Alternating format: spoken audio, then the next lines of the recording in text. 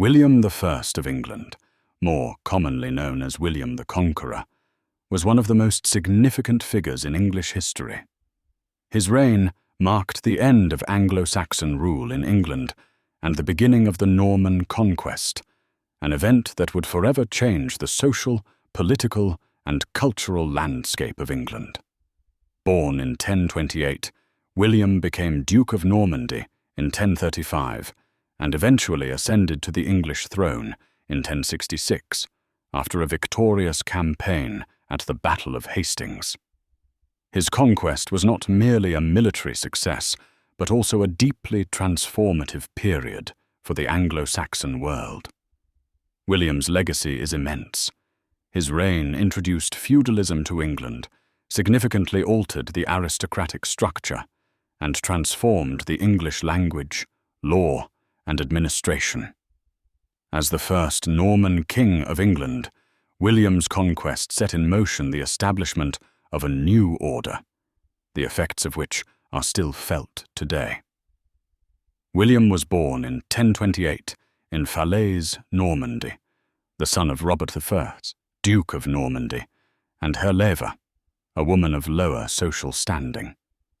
His birth was illegitimate, earning him the title of William the Bastard. Despite this, he was recognized as his father's heir and inherited the Duchy of Normandy upon Robert's death in 1035, at the tender age of 7. This early inheritance set the stage for his future military and political career, although his youth meant that much of the governance of Normandy was initially overseen by guardians.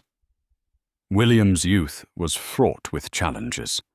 Normandy, during this period, was a region characterized by feudal discontent and instability, and William's position as a young, illegitimate ruler made him vulnerable to internal rebellion. However, over time, William demonstrated formidable leadership skills, and by the age of 20, he had successfully consolidated his power in Normandy, quelling rebellions and establishing a firm hold over his lands. His experiences in dealing with these internal conflicts prepared him for the challenges he would face later in his life, particularly his future ambitions in England. The story of William's claim to the English throne begins with the death of King Edward the Confessor in 1066. Edward, though childless, had been a king with close ties to Normandy, having spent much of his youth in exile there. Edward's death left a vacuum in English leadership, and his lack of a clear successor created an environment of political turmoil.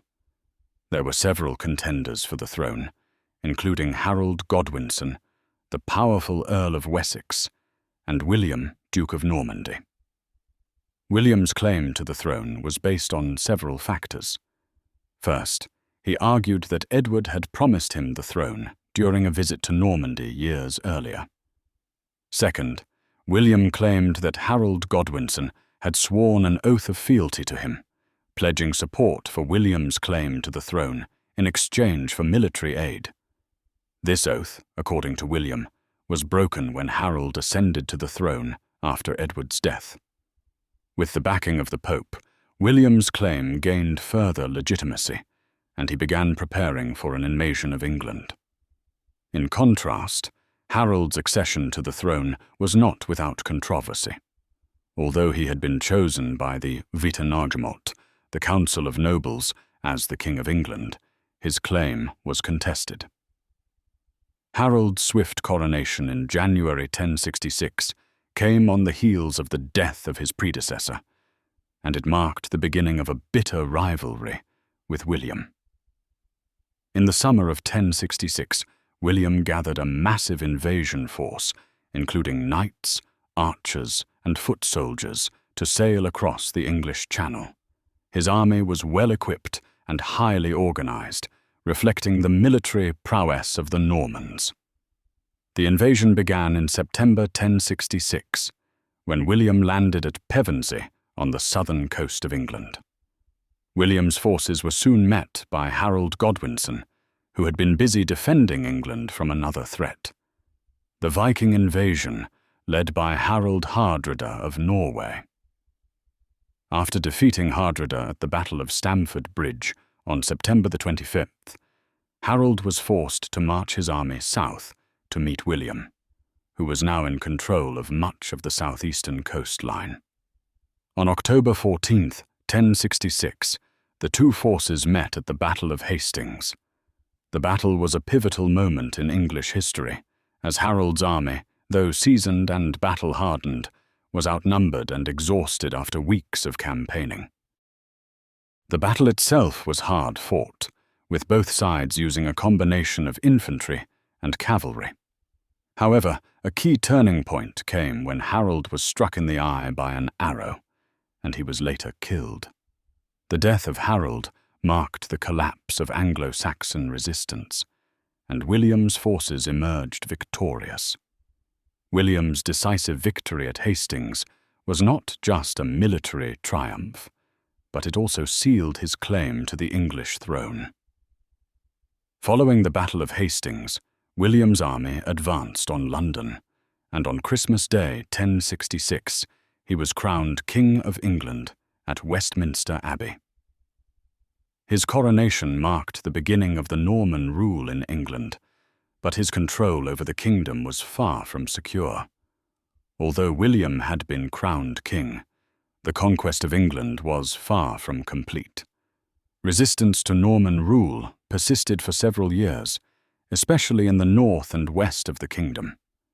The so-called harrying of the north in 1069 to 1070, in which William systematically destroyed northern English towns and villages, was a brutal effort to crush any remaining resistance and to establish his authority. One of William's major accomplishments was the establishment of a new social and political order in England. To secure his rule, William redistributed land among his Norman followers, creating a system of feudalism in which land was granted to vassals in exchange for military service.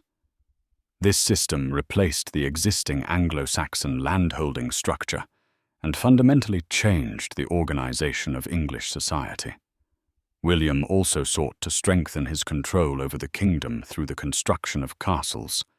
These fortifications served as both military strongholds and symbols of Norman authority, reinforcing the presence of the Norman conquerors in every part of England. The most famous of these castles is the Tower of London, which William ordered to be built as both a royal residence and a military stronghold.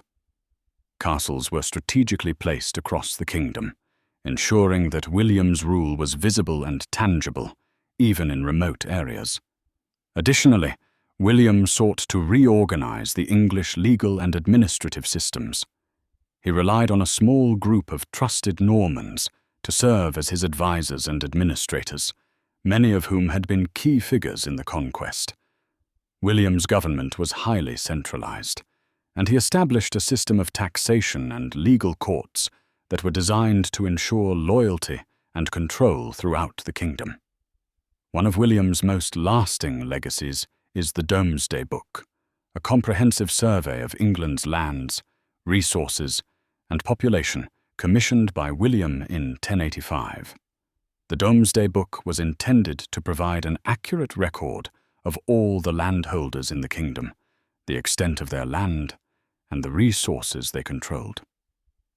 This detailed document allowed William to assess the wealth and power of his subjects, as well as to create a system of taxation that would fund his government and military campaigns. The Domesday Book is a remarkable achievement, offering a detailed snapshot of medieval England at the time. It provides historians with invaluable information about the social and economic structure of the kingdom, as well as insights into the lives of both the Anglo-Saxon and Norman populations.